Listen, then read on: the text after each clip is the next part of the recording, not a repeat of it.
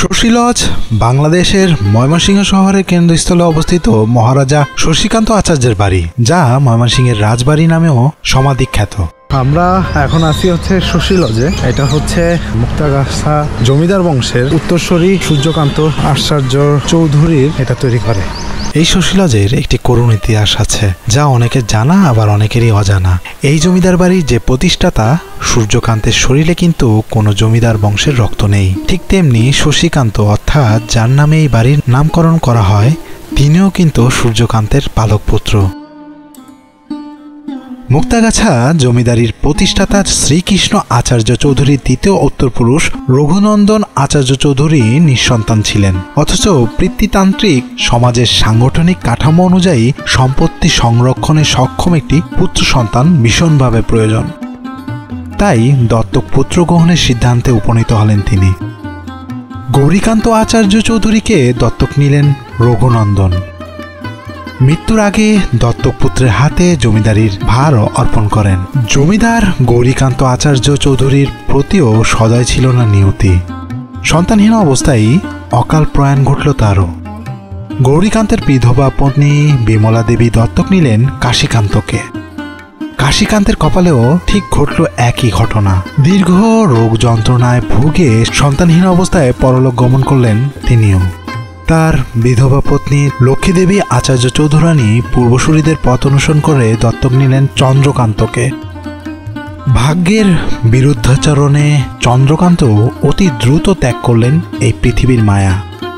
তবে হাল ছাড়লেন না লক্ষ্মীদেবী, পুনরায় দত্তক নিলেন তিনি। দ্বিতীয় দত্তক পুত্রের পূর্ব নাম পূর্ণচন্দ্র মজুমদার। কুলগুরুর সামনে মহাসমারোহে লক্ষ্মীদেবী নতুন নাম রাখলেন পুত্রের, সূর্যকান্ত আচার্য চৌধুরী।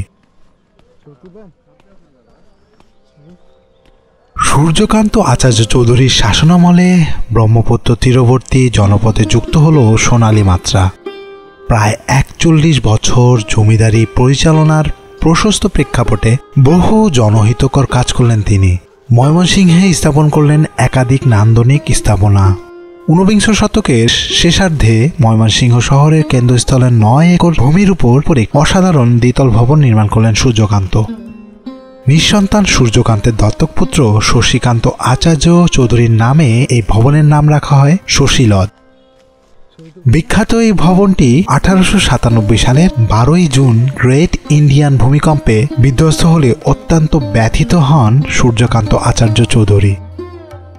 1905 সালে ঠিক একই স্থানে নতুনভাবে শশী লজ নির্মাণ করেন পরবর্তী জমিদার শশীকান্ত আচার্য চৌধুরী। 1911 সালে শশী লজের সৌন্দর্যবর্ধনে তিনি সম্পন্ন করেন আরও কিছু সংস্কার কাজ। নবীন জমিদারের প্রাণান্ত প্রয়াসে শশী লজ হয়ে ওঠে অনিন্দ্য সুন্দর এবং অপরূপ। পুরো বাড়িটি 9 একর জমির উপর প্রতিষ্ঠিত। তখনকার সময়ের এইসব যত কারুকাজ দেখছেন বা যত উপকরণ দেখছেন, এগুলো কিন্তু ইউরোপ বা বিভিন্ন জায়গা থেকে সংগ্রহ করে এগুলো এখানে লাগাইছিল। তার নির্মাণ কাজ ছিল অনেক শৈল্পিক। মূল বাড়িটি নির্মাণ করেন মহারাজা সূর্যকান্ত। শশী লজের মূল ফটকে রয়েছে 16টি গম্বুজ। ভিতরে প্রায় প্রতিটি ঘরে রয়েছে ছাদ থেকে ঝুলন্ত প্রায় একই রকমের দেখতে বেশ কয়েকটি ঝাড়বাতি। সাধারণ বাসভবন ছাড়াও বাড়িটিতে আছে নাচঘর ও গোসলখানা। গোসলখানায় রয়েছে একটি সুড়ঙ্গ। ধারণা করা হয় এই সুড়ঙ্গ পথে মুক্তাগাছা যাওয়ার ব্যবস্থা ছিল। মুক্তাগাছা জমিদার বাড়ি নিয়ে আমার একটি ভিডিও আছে, দেখে নিতে পারেন। মূল ভবনের পিছন ভাগেও রয়েছে একটি গোসলখানা। শশী লজের মূল ভবনের সামনে রয়েছে বাগান।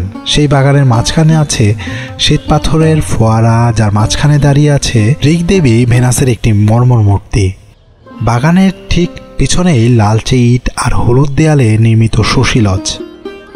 এর পাশেই রয়েছে পদ্মবাগান।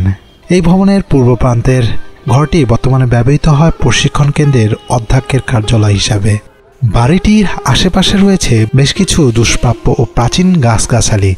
এই শশী লজেই ধারণ করা হয়েছিল হুমায়ুন আহমেদ রচিত ও নওয়াজিশ আলী খান পরিচালিত বিখ্যাত ধারাবাহিক নাটক অয়ময়, যা বিটিভিতে প্রচারিত হয়েছিল। নাটকে এটি ছিল জমিদারের বাড়ি। মূলত এই নাটকের পরিচিতির পরেই স্থানীয়দের কাছে বাড়িটি জমিদার বাড়ি হিসেবে পরিচিতি পায়। এছাড়াও রাখাল বন্ধু নামে আরেকটি ধারাবাহিক নাটকের শুটিং এই ভবনটিতে হয়েছিল। শহরের কেন্দ্রস্থলে ব্রহ্মপুত্র নদের অদূরে এই রাজবাড়ি অবস্থিত। 1952 সাল থেকে শশী লজ ব্যবহৃত হচ্ছে মহিলা শিক্ষক প্রশিক্ষণ কেন্দ্র হিসাবে। 2015 সালের 4 এপ্রিল জাদুঘর স্থাপনের জন্য বাংলাদেশ সরকারের প্রত্নতত্ত্ব অধিদপ্তর শশী লজটি অধিগ্রহণ করে।